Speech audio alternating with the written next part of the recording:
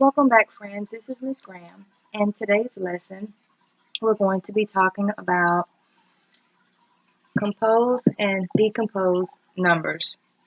We're going to concentrate on our teen numbers today, since that's what we're working on this week, and how we go about composing and decomposing those numbers. Well, first of all, let's start by saying compose and decompose. They're just a fancy way of saying building and breaking apart teen numbers. Okay, so we know that when you're dealing with teen numbers and the place value chart has tens and ones.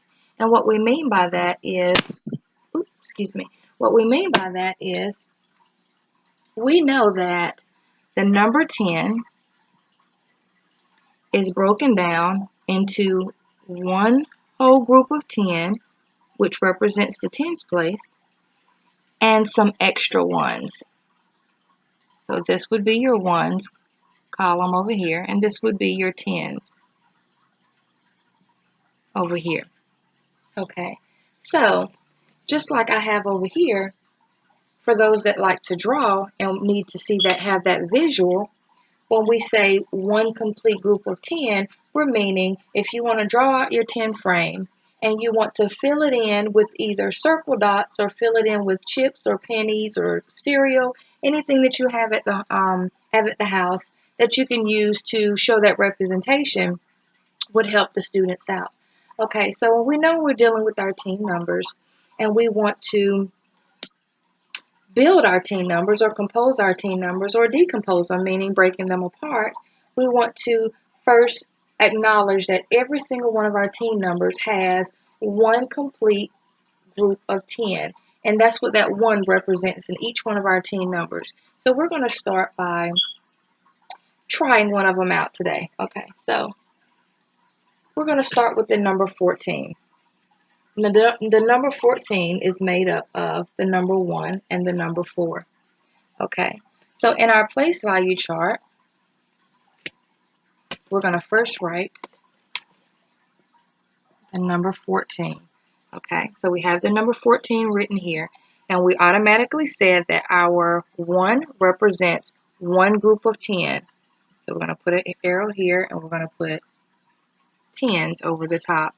And our 4 represents those extra ones that we're going to find in the ones column. So you have your ones here and your tens here. So we're going to put the 1 here that represents one complete 10 frame or one whole group of 10.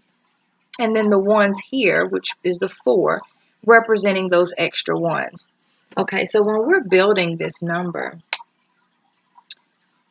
we start with going back to our lovely 10 frames, and you want to show the students how to represent that number 10 just in case they forgot, which I know my kiddos are smart, so I know they know, but just so that they can show you what they know. I have different manipulatives here, and like I said, it really doesn't matter. You can have something with the numbers written on them, or you can have your chips. You can do bingo chips, you can do pennies, you can do Cheerios, Fruit Loops, anything that will help our friends, even their toys, represent those numbers. Here we have the blocks.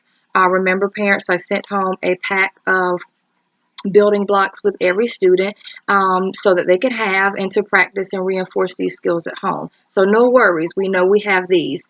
Now, to have our one group of 10, just to show that relationship and that number sense that the students need to be able to see when we're talking and we're using that math talk, what we mean is by one group of 10, meaning 10 pieces equal the number 10. So if we want to decompose our number 10, we're going to break it down, and we're going to break it into parts so that we can see how the number 10 is built.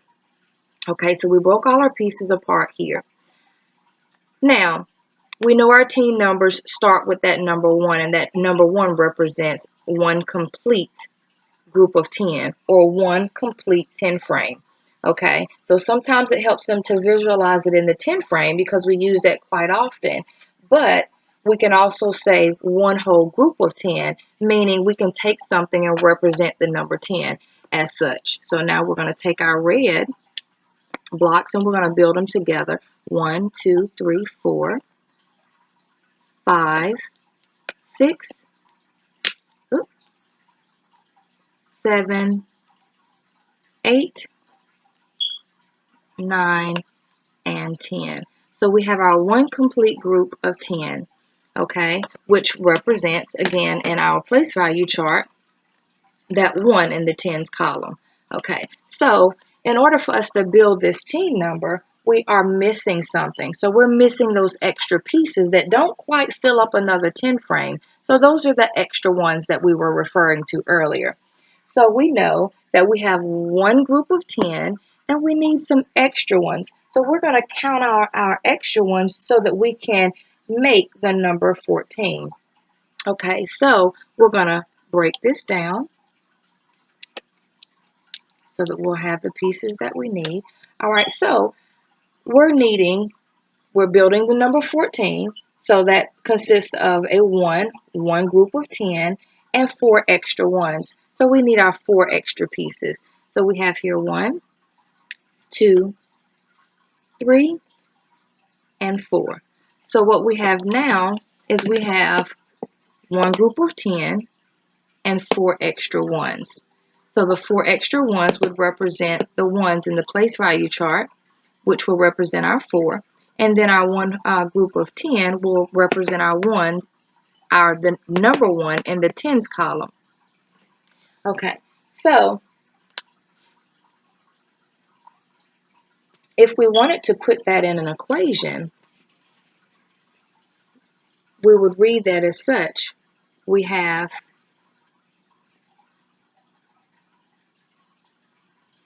10 plus 4 equals, and what number did we get? Because we said our 1 represents the 10, plus our 4 represents those 4 extra ones in the ones column. And that's going to give us how many? Let's count. We have 1, 2, 3, 4, 5, 6, 7, 8, 9, 10, our one group of 10, 11, 12, 13, 14, our 4 extra ones. So we know that one group of 10 and 4 extra ones give us the number 14. And this is how you compose and decompose team numbers. We're going to do another one.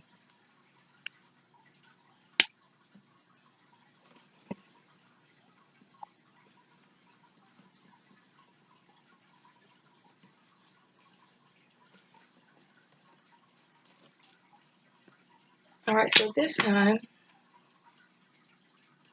we're going to use the number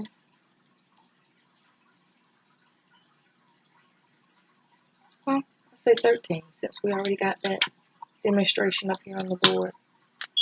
All right, so if we use the number 13, that's our team number that we're trying to make. Start with what we know, and we know that the number 13 has one group of 10s,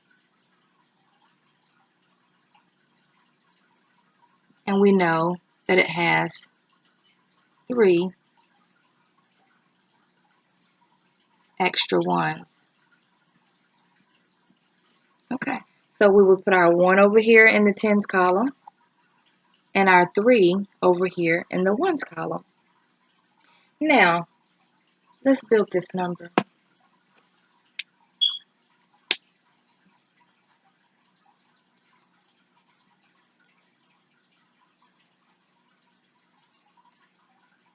So we're going to use our 10 frame to build the number this time. So we're going to put our number 13 up here at the top so we know that where our number is. And then again, for those that like to draw, this is extra helpful for them to be able to see that visual. Okay, so we have our 10 frame here.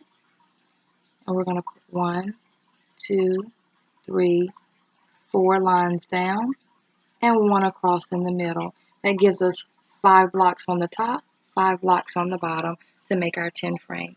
Okay, so we know right now this is an empty 10 frame, so there's no way that we can have our 13. So what we need to do is we need to fill it in.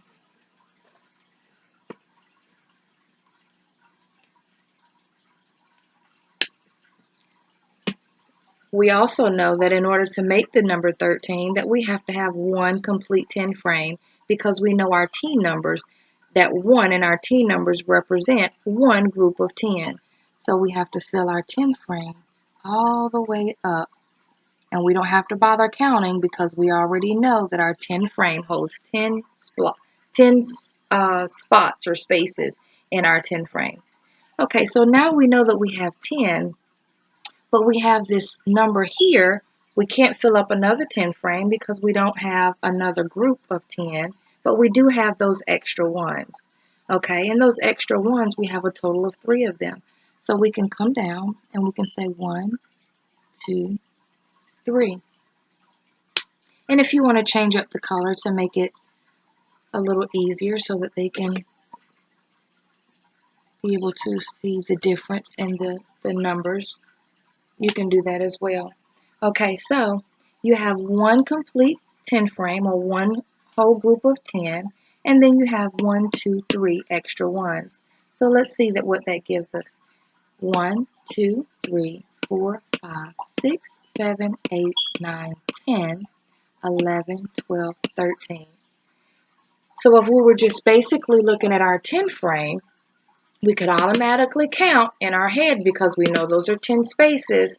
Oh, there's no need to count all of those dots. We automatically know because it's full that it's 10 in there. So then we would hop down and look at our extra ones and be able to say, oh, I see 3 extra dots.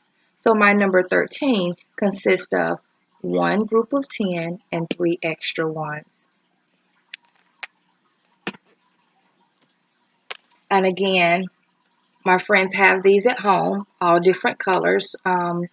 So just make sure that you ask the kiddos or friends if you're watching, go and get these as you're showing mom or dad or grandma or one of your family members, what you learned in school or how to do it.